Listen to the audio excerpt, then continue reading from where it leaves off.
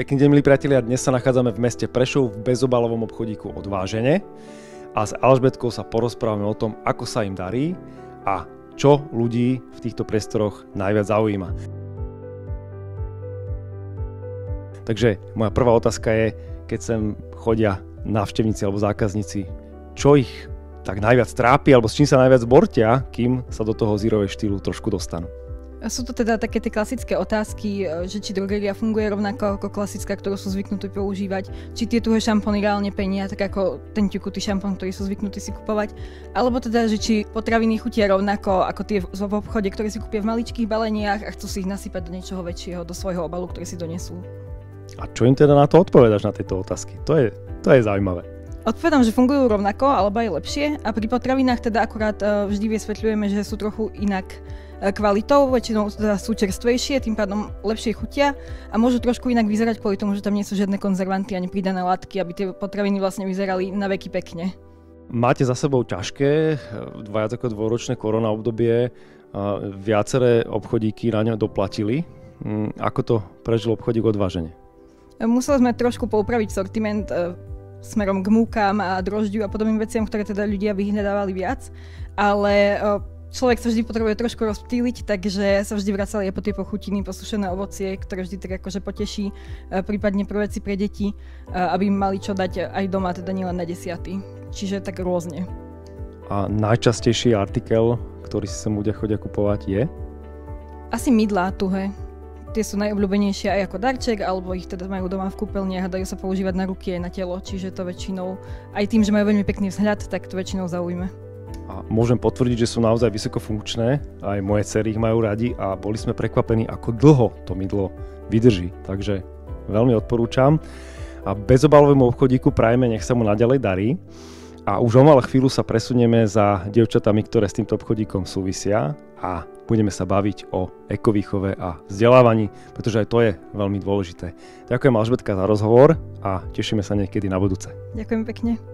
A pokračujeme v rozhovore s Laurou Martinkovou a Michalou Krížovou, ktoré vlastne okrem toho, že založili tento obchodík, ktorého vlastne hlavnou myšlienkou je predchádzať vzniku odpadov, tak tú myšlienku predchádzania vzniku odpadov pretavujú aj do vzdelávania detí i dospelých.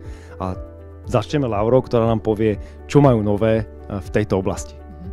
My už dlhodobo vlastne tvoríme programy také, aby boli zmysluplné a systematické a takým výsledkom je program Odpadová odvykačka, ktorý robíme na rôznych úrovniach, o tom možno povie viac Miška, ale to, čo je vlastne cieľom, je postupne naozaj zmysluplným, interaktívnym, neformálnym vzdelávaním s výsledkom v praxi, že nielen to vzdelávanie, ale rovno to robiť, ideálne dnes, ja hovorím, keď nie už včera, a vlastne áno, také levely nastoliť, že to triedenie odpadov je veľmi dôležité. To je základný level, kvalitné triedenie a potom ísť vyššie, lebo vieme, že znovu používanie, predchádzanie vzniku odpadov a nakladanie s biologickým odpadom a to všetko sú témy, ktoré postupne komunikujeme a postupne ako keby po tých schodíkoch ideme smerom k tej bezodpadovosti.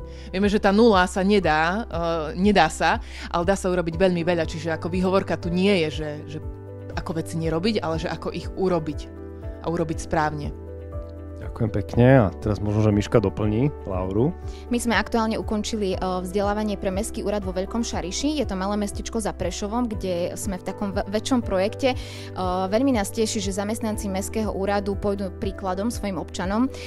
Naschvál sme to urobili tak, aby oni sa prevzdelali ako prví a ukázali, že sa to dá a potom ideme ďalej k verejnosti, školám, škôlkam. No a ešte veľmi taký veľký projekt, ktorý sme momentálne začali a sme veľmi nadšené, že spolupráci s Naturpakom s vami ideme vzdelávať rómske komunity. Už sme začali teda vzdelávať vo Sveržove a za pomoci komunitných pracovníkov tam budeme pracovať s touto komunitou ľudí, ktorá triedenie odpadu je ešte zatiaľ také veľmi vzdialené. Musíme začať s inými logistickými vecami, pokračovať budeme v Kojaticiach a veľmi sa tešíme na túto výzvu, pretože je to projekt na 2 roky a našim cieľom je, aby sme vlastne došli z bodu A do bodu B a videli sme naozaj reálne výsledky v praxi. Veľmi sa tešíme z toho, že to, čo začalo tuto v tomto obchodíku, pretavujete ďalej aj do tej vašej ekovýchovy a to predchádzanie vzniku odpadov je to ten najvyšší level hierarchie odpadového hospodárstva, takže to silne akcentuje vo všetkých vašich programoch, s ktorými sme prišli do kontaktu, lebo robíte rozmanité typy podujatí vo veľkých malých mestách alebo aj v dedinkách. Takže aj vám špeciálne prajeme, aby sa vám darilo.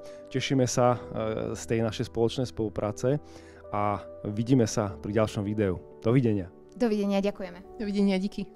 Sledujte nás na YouTube kanáli Naturpak verejnosti a staňte sa našim odberateľom.